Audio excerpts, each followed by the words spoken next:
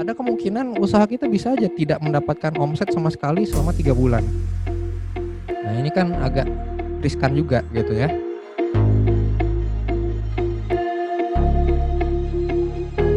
Oke, kita masuk ke bagian pertama. Jadi prinsip besar pengelolaan keuangan usaha. Oke, prinsip dasarnya itu sebetulnya cuma sedikit poinnya. Pertama, pisahkan uang pribadi dan usaha. Jadi si business owner-nya itu jangan ngambil uang dari usaha, tapi business owner-nya dapat dividen dan kalau dia kerja digaji. Nah, sekarang di antara teman-teman siapa yang uang usahanya sama uang pribadi masih nyampur? Coba tepok jidat. Yang masih nyampur siapa? Ada yang masih nyampur? Oh, Mas Dani masih nyampur. Ya nggak apa-apa Mas, nanti kan jadi dibenerin. Oke, yang udah dipisah siapa? Yang udah dipisah tepuk jidat. Oke, sip, udah dipisah, bagus. Kalau udah dipisah. Jadi gitu ya sistemnya, pisahkan dulu uang pribadi dan usaha. Business owner itu dapat dividen. Kalau misalkan dia kerja digaji. Kalau misalkan nggak kerja berarti dapatnya dividen aja. Dan dividen ini hasil usahanya ya, jadi keuntungannya yang dibagikan. Nggak harus seluruh keuntungan dibagikan, bisa aja ada sebagian dari keuntungan ini yang disimpan untuk ngembangin usaha. Dan memang sebaiknya jangan semua dibagikan gitu, karena nanti kalau seandainya tiba-tiba si usahanya butuh dana untuk ekspansi atau butuh untuk dana darurat, kita nggak ada gitu. Jadi sisihkan sebagian untuk pengembangan usaha, jangan semuanya dibagiin untuk si owner. Oke, prinsip kedua, catat semua keuangan usaha. Jadi kalau ada pengeluaran, pemasukan, catat semuanya. Nah, dari catatan itu nanti kita bisa susun laporan keuangan. Nanti saya akan bahas laporan keuangannya kayak gimana aja. Dari laporan keuangan nanti kita bisa analisa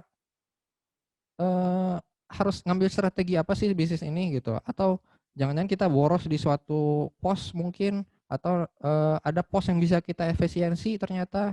Nah, itu kita harus lihatnya dari laporan keuangan. Kalau nggak ada laporan keuangan, ya kita bingung juga apa yang mau kita pelajari atau apa yang mau kita analisis. Prinsip ketiga, sisihkan hasil usaha untuk dana darurat. Nah, ini wajib, kalau buat saya wajib dana darurat, miliki cash untuk membayar biaya operasional 3 sampai 12 bulan. Nah, ini penting kenapa? Karena bisa aja situasinya kayak sekarang Covid gini, pas awal-awal pandemi kan bisa aja usaha berhenti 3 bulan ya kan, tapi gaji harus tetap dibayar, sewa tempat mungkin harus tetap bayar. Nah, itu kalau misalkan usahanya nggak jalan gimana? Nah, berarti kan kita harus pakai dana cadangan. Dana cadangan ini sumbernya dari dana darurat. Kemarin saya lihat di laporannya itu yang dikirimin Mas Rido. Mas Rido ada?